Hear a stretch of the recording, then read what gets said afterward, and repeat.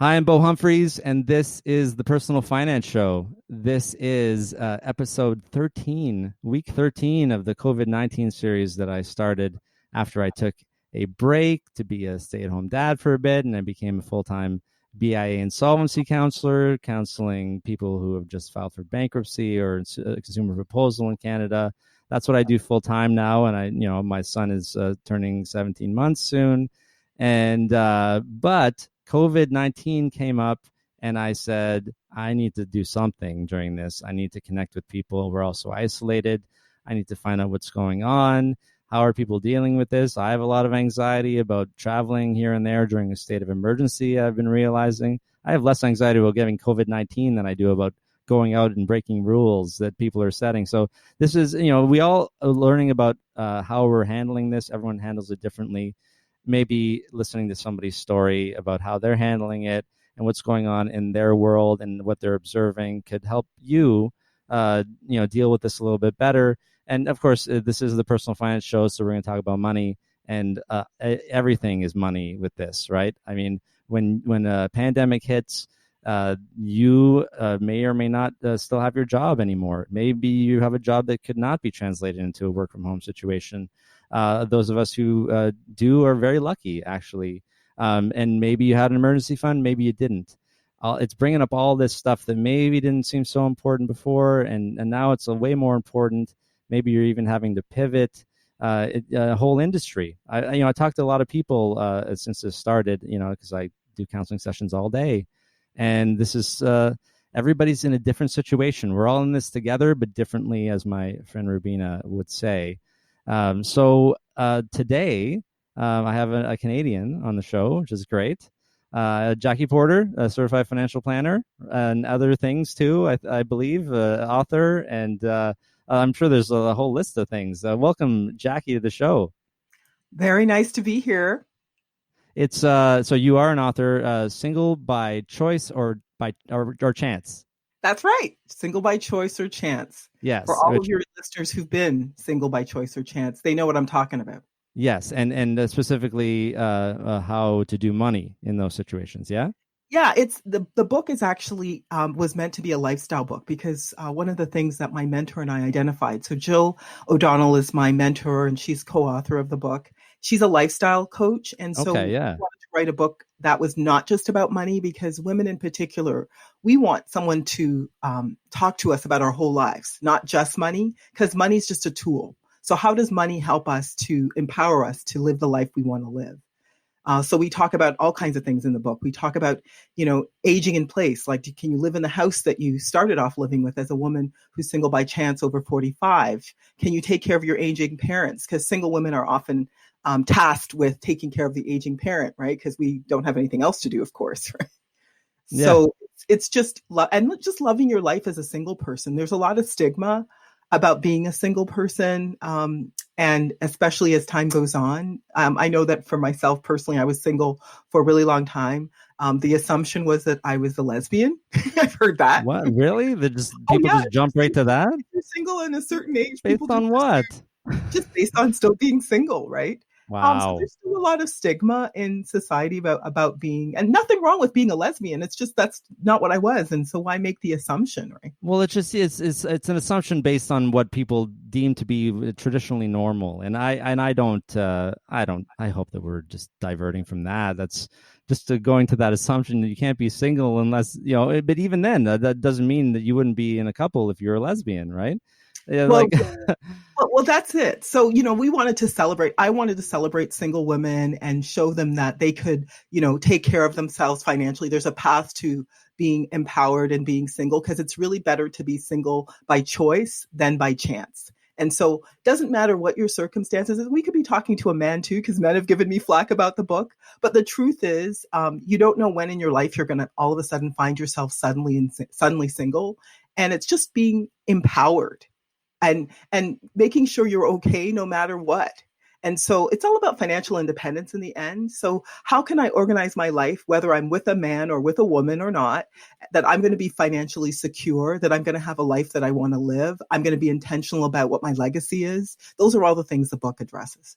Yeah, not relying on anybody else for your financial control for your future. Yeah, financial empowerment is such a great concept. I want to know about the flack from the men. What are they telling you?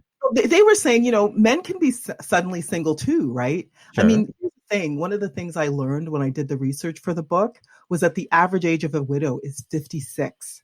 So just Okay. imagine, That's so right? young. So young, yet I have to pick on the financial industry, even though I represent it, because Please. we tend to, sell our clients a bill of goods that say, you're going to be walking on the beach with your partner Yeah. in your retirement and you're going to live that life. But if the average age of a widow is 56 and women or men aren't prepared to, financially be able to take care of themselves, where does that leave them? Well, the stats aren't great. It leaves them in a scenario where they can be, the unfortunate thing, especially for women, we're the biggest recipient of low income seniors benefits. Oh, So, really? Yeah. and if women divorce, we're 3 to 5 times more likely to end up in poverty as a result of a divorce. So women have to really focus on this financial empowerment piece, because at the end of the day, the only person that we can control is ourselves. And even in a great relationship, like I've had women come to me to do financial plans to see if they could leave their husbands, if they Yeah. could afford to do that, right? And Yeah. so to me, the worst thing is to be in a relationship because of money, because you don't know how to take care of yourselves financially. Yeah. It just sounds terrible. Do you know Sejal Patel? No, that She's name does not. Canadian. Yeah. I need to introduce the two of you because she talks about this a lot too. What you just said, the stat about being, women in retirement, low income seniors. She would have been mentioning that too. That's a big stat to know.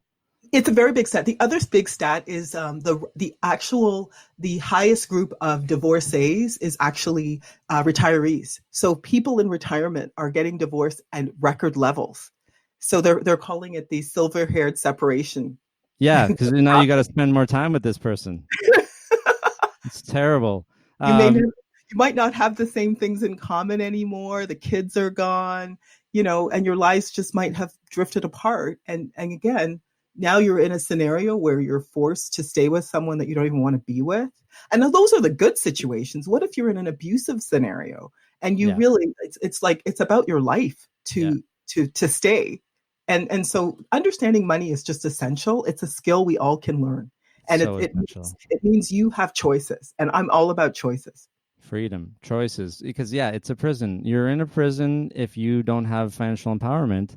Like to stay in. Oh, it's just such a. That's the worst thing to me, to have to stay in an abusive relationship because of money, not because you're confused emotionally. Perhaps or for the children. There's a lot of reasons why people stay. Money should not be one of them. There should be more social programs in place specifically for that reason. If something can be solved by money that would save somebody's life, that's where the government should step in. Yeah, and here we are. You were talking about being in a pandemic. Women actually, in this scenario, there's a lot of women who are in abusive scenarios. COVID meaning we're at home with our partners. So if we're at home with our abusive partners, there's more record Oh, level yes. happening in this scenario. And so again, it's really important for women to have options through social programs. But also, if you're entering a relationship with someone, you want to come in there having your own money. If they are coming in there, you want to know what their money situation is. You also, if you're not the person managing money, you also want to be kept in the loop about what's going on with money. There's a lot of widows that are finding out their husbands didn't have insurance. There's no insurance on the mortgage. All of a sudden, they were caregivers primarily. They were caregivers at home. What's going to happen to them? What's their future look like? You know what I mean? So you want to be kept in the loop, whether you're the person managing the money or not. Know where your money's located. Have an annual meeting if you're not the person taking care of the money as to what's going on with your money, and plan together. Because one of the reasons that people actually separate, one of the primary reasons, is because of money. Yeah. So what's your partner's money values? Do they align with your own? So many people are getting into relationships and they're actually only finding out about their partner's finances after after the honeymoon's over. The honeymoon's over as soon as you find out that the partner's finances look like bad credit, look like debt. Yeah. And all of a sudden, if you're a woman, and these days women are getting married later and having children later, so you find out that your partner's in debt, they have a completely different approach to money than you do. What's that going to do to the ultimate longevity of that relationship? It's everything. First date. That's my rule. First date, Jackie. Well, First date, wow. will you? Are you second? Would you say second date? I would probably say if you know you're going to have a long-term, like if you're thinking seriously. Once you make that sort of choice, yeah. Once you make that choice that you see this person as someone who could be a lifetime partner, now is the time. Once the person becomes lifetime partner material, that is the time to what I call get financially naked with that person. Yes. You're going to get naked with that person. Get financially naked. If you can't get financially naked, that's to me a very big red flag. If you can't talk to that person about money, isn't that crazy? Right? Like why are we so okay to be intimate in many, many ways with someone, but money still, intimacy is with money is not a thing. There's so much stigma still around this. We need to keep changing this. Yeah, and actually, that's actually one of the reasons why I call myself a financial confidant. I call myself a financial confidant because money is still a very big taboo subject for most people. Like, you'll probably get less offended with me if we talk about sex or, some other taboo subject. But if I'm asking you, how much money do you actually have in your bank account, Bo? And, what's your credit rating? Yeah, I'll tell you. I know, but lots of people might take offense. Then they do, yeah. And so I want people to feel like they can tell me their money truths. We can have a real conversation about money, and there'll be no shame and no blame. And we can't always have said that about the financial industry because, there's been this veil of secrecy around the financial industry where only some people can have money conversations. And if you don't look a certain way, you might not be somebody who's encouraged to sit down and have a money conversation with an advisor. You might have to earn a certain amount of money. So I call myself a confidant, so people feel they can tell me their money story. There'll be no shame, no blame. What we're looking at are strategies to make the most of their personal finance, no matter what their circumstances. The other reason I call myself a confidant is people also need to know who I am, right? What are my credentials? How can I help? How do I earn my income? Like, all of these are valid conversations you need to be able to have with your advisor, and do a gut check around that. Because if they can't answer those questions, or you don't feel comfortable, and this is a big issue for women, we don't necessarily feel empowered to advocate for ourselves in these types of financial conversations, whether it's with our partner or a financial professional. But if you feel like that, my big takeaway for you is run. Don't walk from that conversation. And if that's your partner, same thing. If you can't have a money conversation with your partner, probably keep in mind, money is something you're going to have to tackle with that person the entire life of your relationship. So better get comfortable with it sooner rather than later. Same thing with a financial professional. If you don't feel like you can have a money truth conversation with someone, that's probably not your person. And I know you get there by sharing your story, which is a fantastic story. And you're going to be on the show again in the future to tell that whole story in detail. In the meantime, I'm posting a link in the show notes for your background, because we could do the whole show talking about that.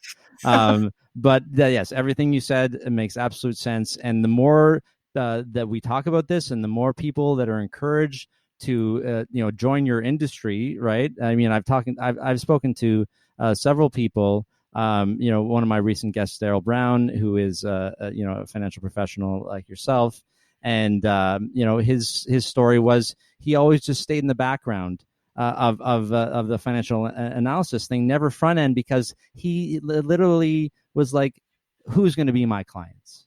My dad's friends, who's going to be my clients? And of course, I don't understand that. That's a huge barrier. You just think, well, anybody, right? But then when you think about it closer, well, people want to be reflected in the people that they trust. And if you don't see yourself, this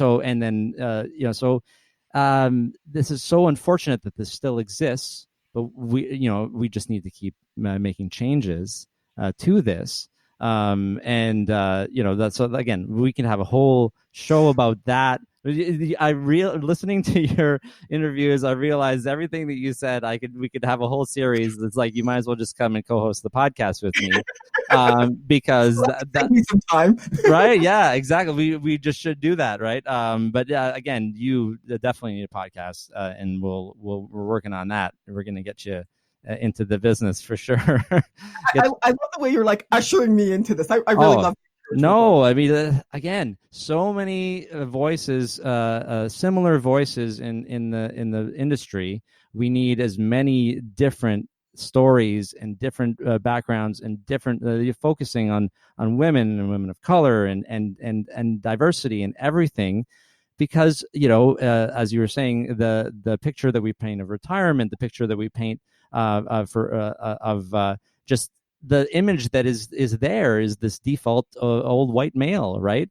And sure, maybe I could look up and oh great, I'm reflected in everything, but I don't care, right? I don't need that, right? I mean, because I have it. Let's point that out, right? I mean, the reason I don't need all of these things is because it's always been there for me, right? So it's not important for me to, if it all changes to everybody else, it's not going to bother me. But unfortunately, for some people, they think that it will bother them, right? If all of this changed, right? Yeah. And I, like, for a long time, Bo, I remember like having conversations with head of companies saying, I don't see, diversity. I don't see women of color. I don't see single women represented in the marketing material. Mm-hmm. If we know the average age of a widow is 56, why aren't we showing older women, single, looking confident around their finances? How could that help the industry as a whole, elevate the industry as a whole? If we're showing real people living their lives, doing well, could that serve the communities that we're trying to serve? Yes. And the answer to that is always yes.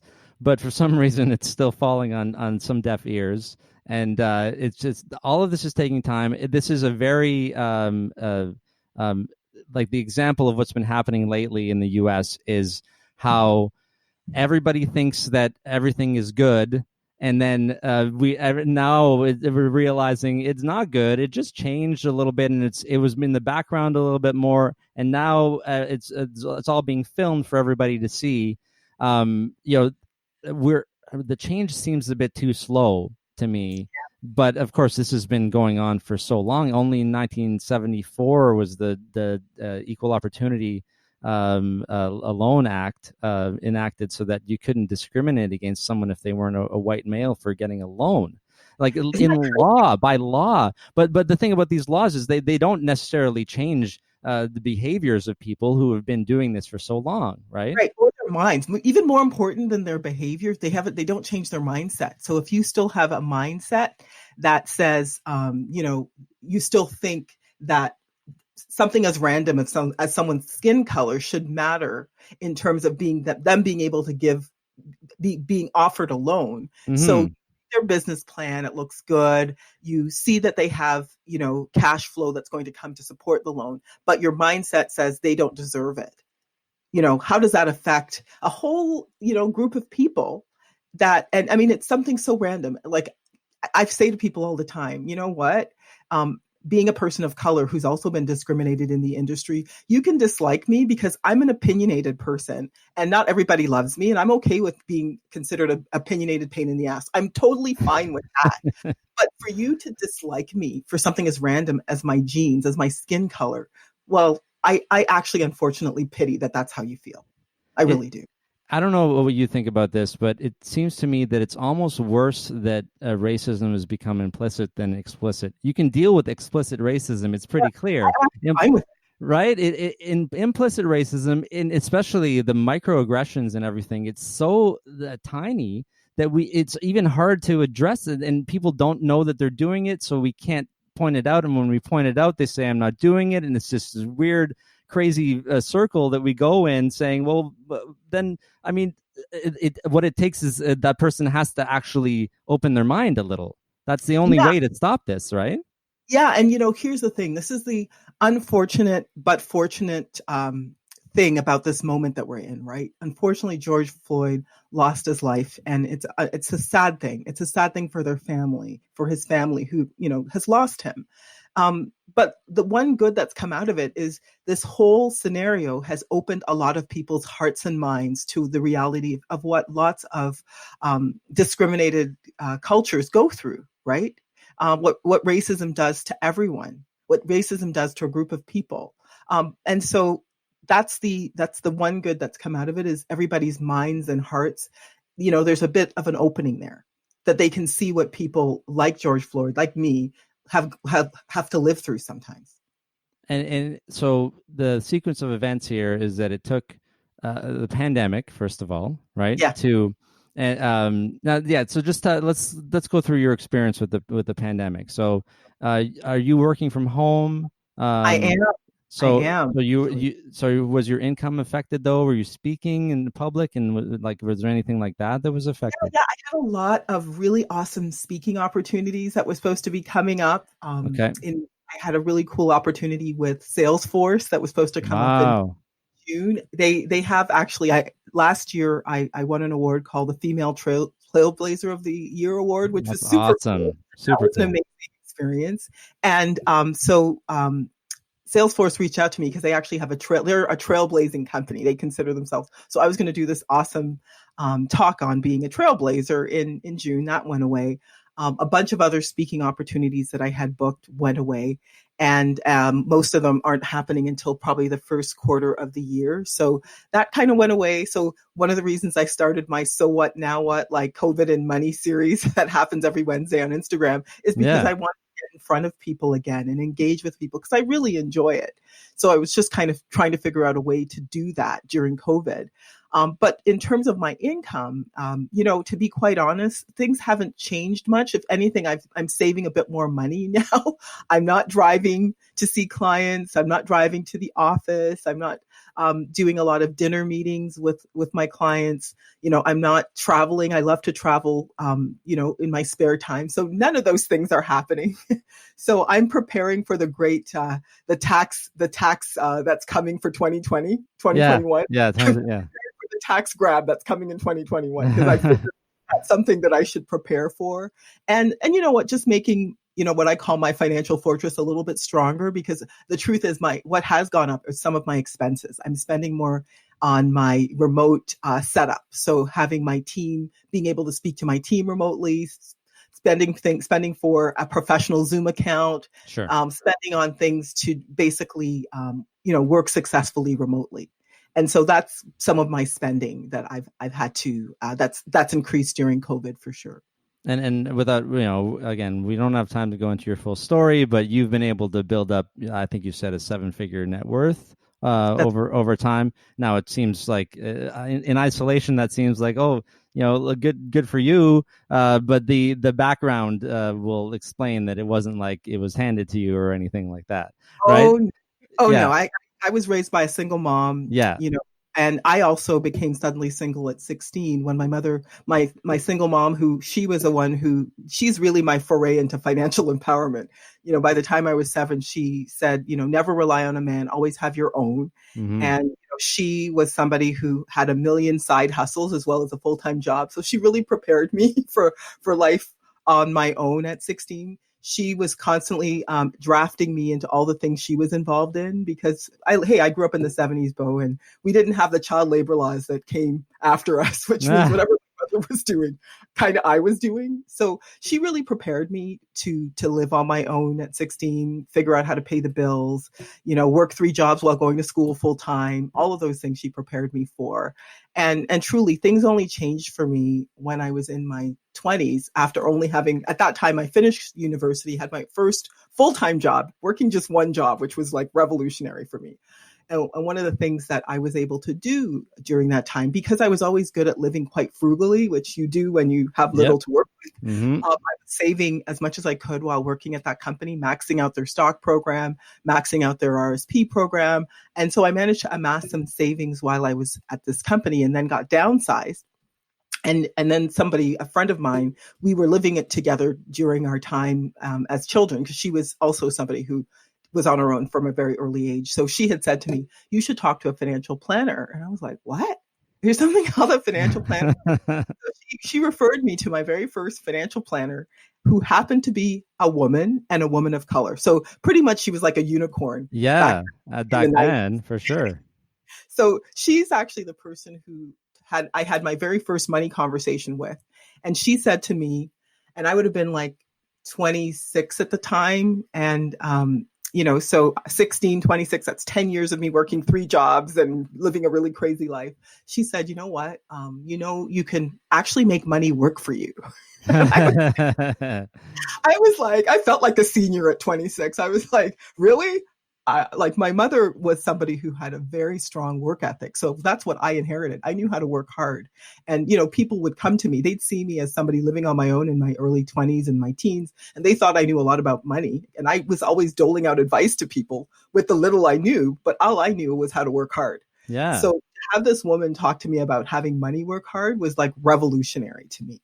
What a life-changing thing. At 26, you were about 20 years ahead of most people, I would say, or at least 10, let's say. Yeah, right? yeah. So she changed my life, to be quite honest, because as she was talking to me about money and all the things I could do with my money, I just kept thinking, there's a business out there that can teach me how to make money work for me. I need to learn everything I could about that, because all I ever knew was how to work hard. And I was tired, Bo. I really wanted to figure out how I could have financial security. That's just not something that I ever experienced. So I desperately wanted that. So I said, tell me how I can get into this industry. Because I knew if I had that kind of advice throughout my life, what a difference it would have made. So that led me to, get into the financial industry. I thought I was going to be a journalist. I thought I was going to be a therapist. I thought I was going to do all these other things when I got downsized. But I became a financial planner truly out of need. And so that led me to get all my licenses, figure out how I could make money work for me. And that's what led me to create my 7-figure net worth, not having an inheritance or having daddy's money or exactly money. Right. And yeah, so you're like, yeah, I mean, again, I want to have the full conversation about this because it just doesn't seem adequate to get there. So the point was that you're doing okay, but you've built this to and to be able to give back too, right? You're teaching so many people. So like now, for example, during COVID, you have clients that might be coming to you. Do you have some examples of how this is affecting them disproportionately, or like some people, because everyone's, again, we're in it together, but differently, right? 100%. There's so many different stories. So I'll tell you a couple of good stories, and I'll tell you some stories of not so good stories, right? So some good stories. So I have one client who was getting divorced in the midst of COVID. Wow. They literally sold their house 3 days before COVID hit. Oh, no. And was in the middle of changing apartments and doing all of these things. So, I just spoke to her actually a few days ago because, you can imagine it's been a whirlwind for her. And she said to me that COVID's actually been a blessing because she's been able to be home with her kids during a really like crazy time in their lives, right? Their families are being split up. So to be able to just spend that time with her kid, being able to be there for them as they go through this experience of actually, not having a family scenario anymore. That's really been a blessing for her. And just her having this downtime to kind of reflect, because sometimes she has the kids, sometimes her ex-partner has the kids, just having that time to reflect and mourn through, because even when you divorce and it's the right thing to do, it's still grief. It's still a loss. So she's been really grateful to have this downtime to just mourn the loss of the relationship and, figure out what her life is going to be like. So that's a really positive story from that perspective. So now she's ready we just spoke last week and now she's ready to plan out her life a little bit more now that she's had some downtime to think about, what she wants to do next. Now, for other people, it hasn't been as great. Mm-hmm. I've had this one guest. I do this series called COVID and Money on Instagram every Wednesdays at 5:00. And I've talked to business owners on there. I was talking to a restaurant owner, right? So she's had this restaurant business. She caters to weddings. She caters to all of these different events, who's watched her business drop 70% all gone during COVID, during a time she had just bought a property. and so she's, hustled to create a more robust online presence, to do more catering, online catering, things like that. But she says, if she was, was her second or third year in business, this would have been great. She'd be very happy with the results she's had. But this is her 15th year in business. To lose 70% of her sales, it's been a really tough go. Especially carrying, as I said, now a mortgage on a new property. She spent a lot of sleepless nights just figuring how to keep her business going. Because it's supposed to, at this point in your life, after that long, you're supposed to, it's like you work hard, you hustle at the beginning, and then you're supposed to be able to coast a little bit on that, right? Isn't it like that's what they teach us? And what COVID has done is just decimated a lot of that, and forcing restarts on people who are tired. That's right. Tired, right? That's exactly right. And I think that probably characterizes how she's feeling. Well, she's tired and she's trying to be hopeful because at least the phone's still ringing, people are still calling her. But you're right. And truly, some of the conversations I've had with business owners, like COVID, it's not like she had a failing business before that. I mean, this doesn't mean she's failed.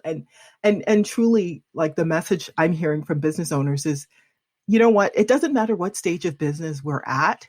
The truth is we're all students of our business. You know what I mean? And we're always experimenting when we're business owners. It's not a failure. She's not a failure because her business isn't working now. It's just that sometimes when business is going well, sometimes we forget that we're still students of our business. Sometimes we can be Harvard grads, but sometimes we can be flunkies. Right? We don't get to stop, right? And we should be ready to pivot. I think getting too comfortable, and in a way, maybe this kind of thing is supposed to shake us up a little bit. It is. I mean, and I think probably the best thing to be is to be the new kid in your business all the time, right? Beginner's mind. Right? Beginner's mind, because you're constantly observing. But I think people are mourning the loss of what they had, and it's horrible. It's not a good scenario to be in, to be having to, especially bootstrapping, pivoting so quickly, right? Not everybody can do that. And so, here is another story of a wedding planner who does a lot of wedding event planning. I had this other guest come on. She's a wedding event planner, and she's become an officiant. She got her training to become a wedding officiant so she can actually officiate weddings during COVID, just to create another income stream. Okay. So sometimes it's like when you're a business owner, you just kind of have to put on your big girl or big boy pants and say, okay, the most important thing is to keep food on the table and my business going. So what can I do? What's next? And, obviously you spend time mourning, but you also have to spend time thinking about, what do I need to do to keep my business going? You just have to keep asking yourself questions and, think through the answers, because they'll come. Sometimes what I find is you just have to ask the question and your mind will start working on the answers. And maybe it's hiring a business coach and getting someone to help you as you make that, as you said, that pivot. Because sometimes you need people. You can't always do it alone. Yeah, that's a good point. We all try to get through these kinds of things on our own. There's stigma around that too, right? It's like asking for help is like sometimes the worst thing for people. When that's maybe the only way to get going to the next thing. How can you know about something that you don't know about? How can you find out about something if you don't, collaborate? No, 100%. And you're too close to it. You know what I mean? It's your business. It's your baby. So having somebody come out, somebody that's completely outside of the business, who knows nothing about what you're doing, and giving you some fresh ideas that might be just what you need. And the thing about business owners is we're natural optimists. We're natural, can-do people. Yeah. And that sometimes really gets in the way of us asking for help and doing what we need to do to keep our business going. And I'm here to tell you, there's no shame, there's no blame in asking for help. You haven't done anything wrong. And if all you're trying to do is figuring out how to keep your doors open, it's actually essential to get help where you need it to figure out the next thing that you need to do. And so this is what you're seeing with COVID, and this has been, I guess, the last 3 months or so. Is that right? That's right. And but at a certain point during this time, then a lot of stuff started happening in terms of protests. As we talked about earlier, but George Floyd was a catalyst for this, but it's it's about George Floyd, but it's not about George Floyd, right? It's not only about George Floyd. I mean, there's so many incidents that have been happening, and it's just like this was just like the one that was like so in our face that nobody could ignore what they saw. So everyone's going through all this COVID stuff, and then this happens. How is what's going on right now affected you personally, like in terms of the way that you're going about your life? Has anything changed for you in this respect? Well, I going back to what you were saying about being in this pandemic, I feel like this is, the awakening. It's been an awakening of a pandemic that's haunted, people of color for a long time, which is the racial pandemic. Because Sure. and it's an invisible virus too, because unless you see it, you don't really get it. Yep. And I think what's happened with George Floyd is more people are seeing what, people of color, Black and brown people, have experienced their whole lives, which is living with the pandemic of racism, the virus of racism, because it inflicts people's minds and hearts. And it has, catastrophic financial and emotional effects on the groups that have to deal with racism. So, for me, I have to say, somebody who's a person of color who's lived with racism, my whole life, I wasn't as affected. But what I did find interesting is that people have reached out to me. White people have reached out to me during this to ask me how I'm doing, because I think it's been this awakening for them to understand what I have to live with. For me, it's been an armor I've had to carry, and it's been like a narrative I've had to hold on to recognize. Here's the invisible battle I'm always facing when I'm dealing with my business and going about my business. It's one of the reasons I, put emphasis on being credentialed as a person of color, talking about financial advice. It's one of the things that drives and motivates me to really set the bar higher for myself. It's always been the things I've actually been very aware of, top of mind, that to make sure that when people meet me, understand me, want to work with me, they can look at me based on my merit. And so that's something I've pushed for as a person of color, talking finance, just because I didn't want them to just see my color and make a decision. But I felt that, people who are, not of color, people who are white, who are for the first time having this awakening of what it's like to be a Black person, they're reaching out to me, asking me how I'm doing, which I find fascinating. Right. And I appreciate that, for this moment in time, they are actually more empathetic to my circumstances. So, I'm encouraging them to use this moment, not just to be empathetic, but to stand with me and really decide in this moment there'll be zero tolerance for racism, because it's actually good for business to not be a racist. Yeah. Right? It's a good surprise. Yeah, shocking, right? I think Band-Aid just recently announced that they're having Band-Aids of color. Like, and actually put a Band-Aid on that actually looks like my skin color. I think there's already a company called Browndages, right? That's Browndages. Yeah. And that does that. And I mean, I don't know if that was just recent too, but I mean, it makes sense, right? Everything is set upon the default. We had a conversation about that in my 100th episode as well. In terms of crash test dummies, in terms of the way that a city decided to snowplow their roads, right? It is based on gender, and like everything is just had this default needs to just be mitigated a little bit, right? At least to start, right? No, 100%. So to me, here's this moment that everybody can be more empathetic, but empathy is actually good for everyone. Empathy solves problems, right? Empathy actually allows, if I'm at the table and I'm a business and I'm trying to market to people, and I understand where certain groups of my market are coming from, am I not going to win more clients? Is that not what every CEO wants to do? So why not have boards be more reflected of and management teams be more reflected, so you don't create these circumstances that you don't want to be in, and you solve more problems either at the business table or, if you're in government, at the in social problems. Why not solve more problems? Isn't that what we're all here for? Yeah, absolutely. You and I were talking about the black tax a little bit earlier. I think Right. before the show, actually. Before the show. And I might have mentioned this in last week's episode too, but the thing that Sean Rochester said in an interview that really explained systemic racism to me a little better is that if there's say the half the room is filled with black people, right? That's fine. But as the majority grows, if you walk into a room and it's as a white person and it's all black people, something feels off about that. Right? That's right. You know what I mean? It's not No. it's not that I'd be like, oh my God, like running out of the room. But systemic racism, because of the way that this has been built up, it's just you look at that and you think, this isn't right. And how do we change that? That's a thing, right? That is just like, I personally think education is probably one of the first things. Would you agree with that?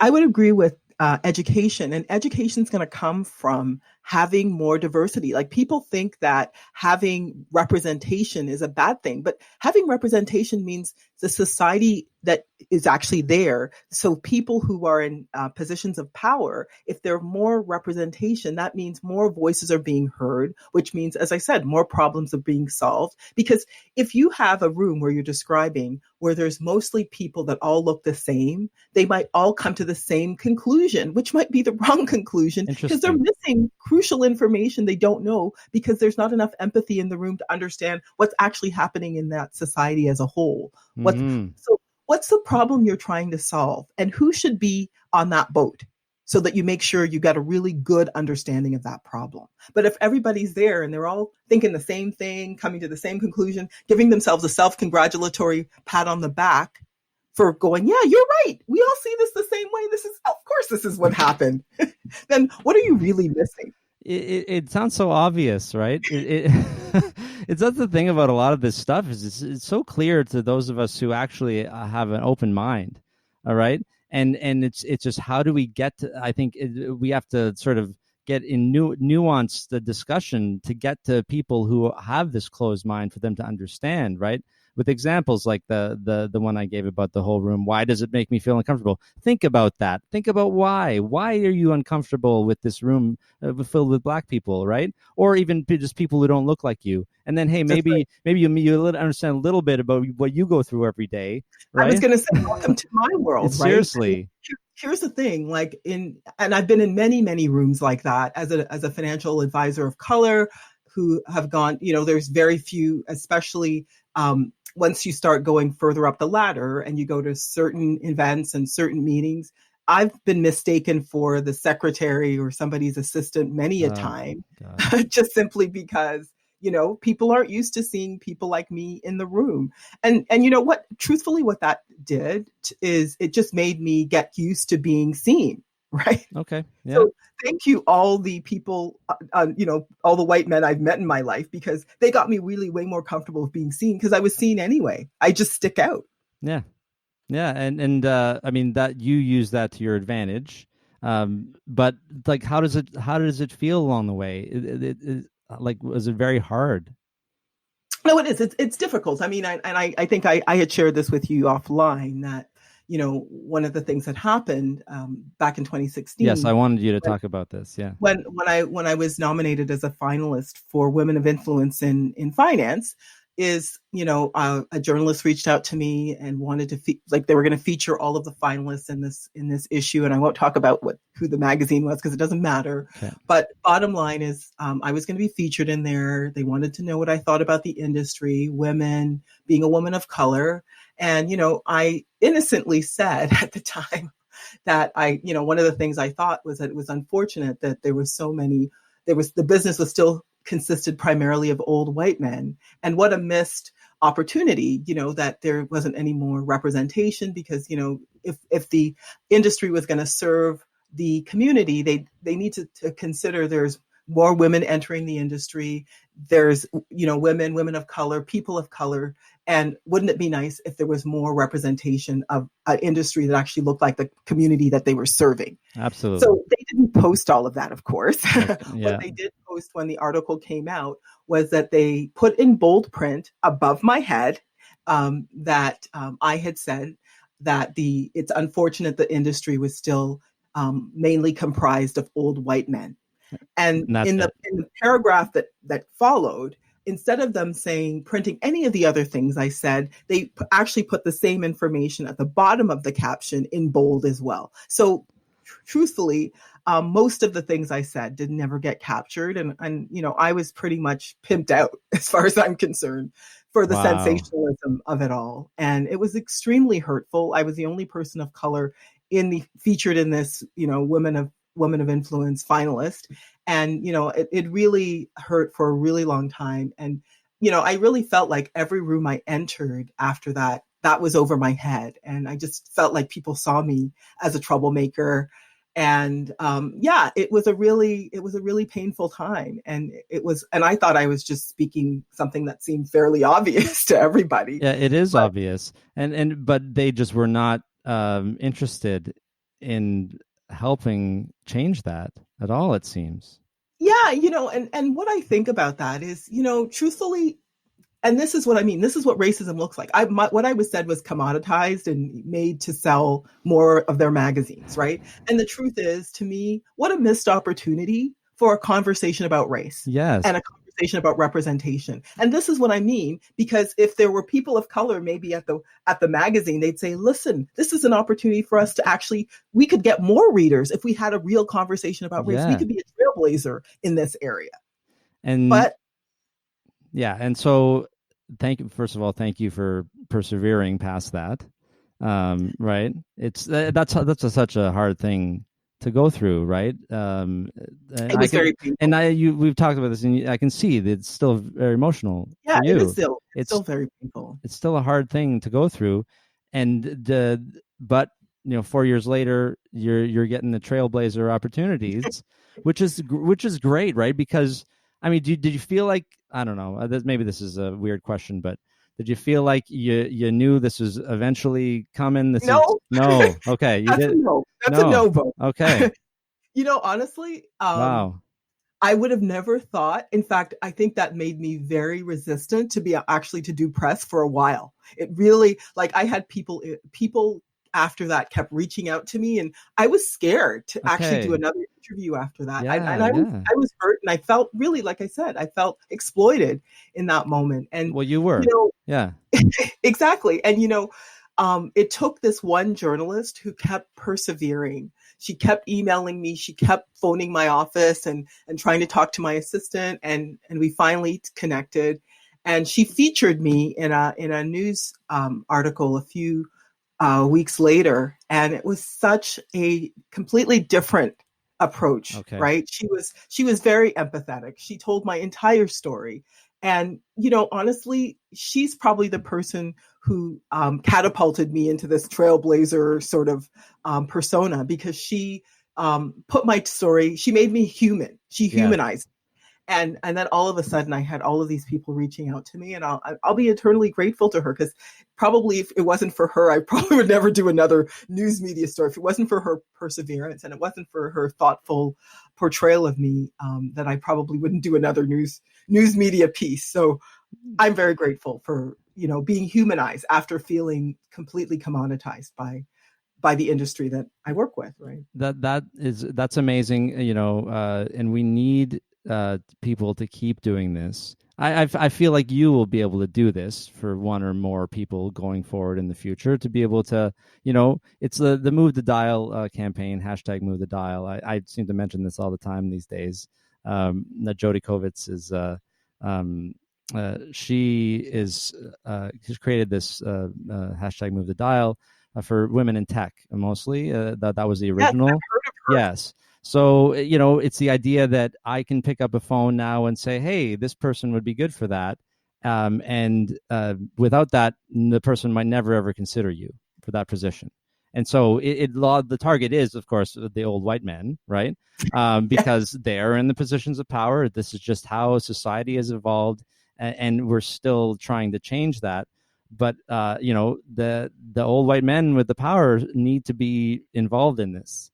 in the Yeah, change. and this is their opportunity. So, like I said, I'm grateful for the opportunities. Even though it was a very painful thing to have happen, I'm grateful for the opportunities that have come out of it. And here's the thing: it started the conversation. Here we are, 4 years later, talking about race, and truthfully, probably as a result of what happened with George Floyd, we're having a much more deeper and more meaningful conversation about race that needed to happen all the time. So Mm-hmm. because at the end of the day, like I said, people's skin color is such a random thing. And so for hearts and minds to be closed because of one skin color, it's a really unfortunate blemish, as far as I'm concerned, on humanity. Because at the end of the day, we're all humans. Just to comment on that, this is what I've always thought, right? And I thought originally, let's say in the last 10 years, that the way to go about it was, well, I don't see color, I don't see race, the thing that everybody says.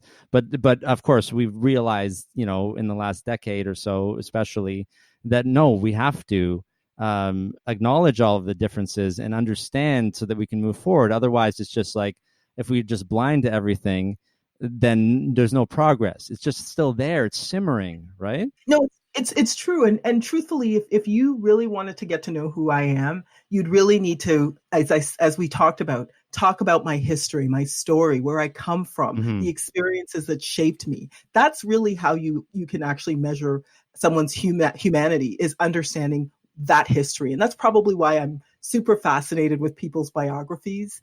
Just as a social scientist in a way, Yeah. and that's probably why I studied psychology, because that's what have come to realize. Really, what makes somebody human is their personal stories and their personal journeys.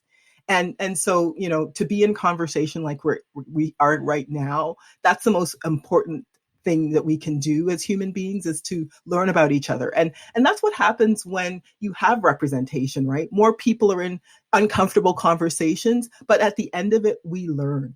Yeah. If we're open to it. Yeah, this is why I started this podcast.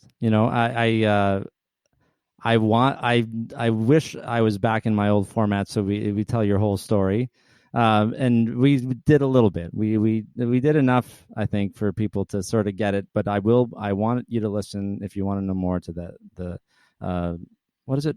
Oh, why can't I remember the name of this podcast? The Money Business Mindset. Minding your business. Thank you. Minding Your Business podcast. It's just so that is a more robust thing, and of course you'll be on the show in the future. That is the best way. That's why I tell full stories. That's why I started doing this. It helps so much to understand people, and then you can understand behavior and our behavior and your behavior, and there's something in there. Yeah, and I think those are the things that'll counter racism, right? Is the more we actually understand that we're all humans, Mm-hmm. that we all have stories, that we all have biases, and that still doesn't make us less human. It actually probably makes us more human. And at the end of the day, we all have to learn how to live with one another, because we're all humans on this earth, right? The planet we live on is actually, we're all sharing the same experiences. Right now, globally, we're dealing with a pandemic, right? So as you said, we're all kind of in this together, but differently, right? So sharing, like having clients tell me their stories, why I share my story is so that they see me as a human being living in this time that we're living in, but also my past and my experiences with money that have shaped me to make me who I am today, just so again they can share their stories, and as human beings we can meet, right? And so unfortunately, some people will be open to that, some people won't, but we're going to continue to have these conversations to hopefully open up more hearts and minds. That's all that we can do, is just keep talking about it. So thanks so much for coming on the show. This is really great. And so again, you are going to be on the show in the future. I don't know when that is. I'm not sure. The schedules will allow for me to get back to it, but this is the bonus series that I started, episode 13, COVID-19. So Jackie Porter, ask Jackie Porter, askjackie.ca. AskJackie.ca. That's right. Perfect. And on Twitter or Instagram, Insta, you do your. Yeah, Instagram, it's I am Jackie Porter. And, like I said, every week I do a Instagram live at 5. Live at 5. And this week I'm going to actually do working moms and COVID. So for your listeners who are interested, I'm going to be talking to working moms. How are they coping during COVID?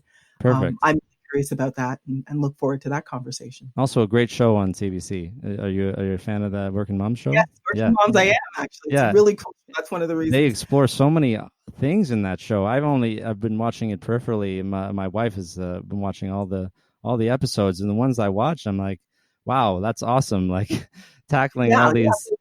Working Moms, it's already crazy, but now with COVID, it's like bringing it to a whole nother level of craziness. You and I can have probably an hour conversation about each thing that we mentioned. So for now, let's hold on that, and until next time. I'll be back. Yeah, you'll be back for sure, if not multiple times, if we don't make a podcast together. So yeah, next week I have Danielle Desir on the show. She is Thought Card podcast and also the founder of the WOC Podcasters, as Women of Color Podcasters. So I'm excited to talk to her about that. She's got a great network going on there, and so I'll see you next week.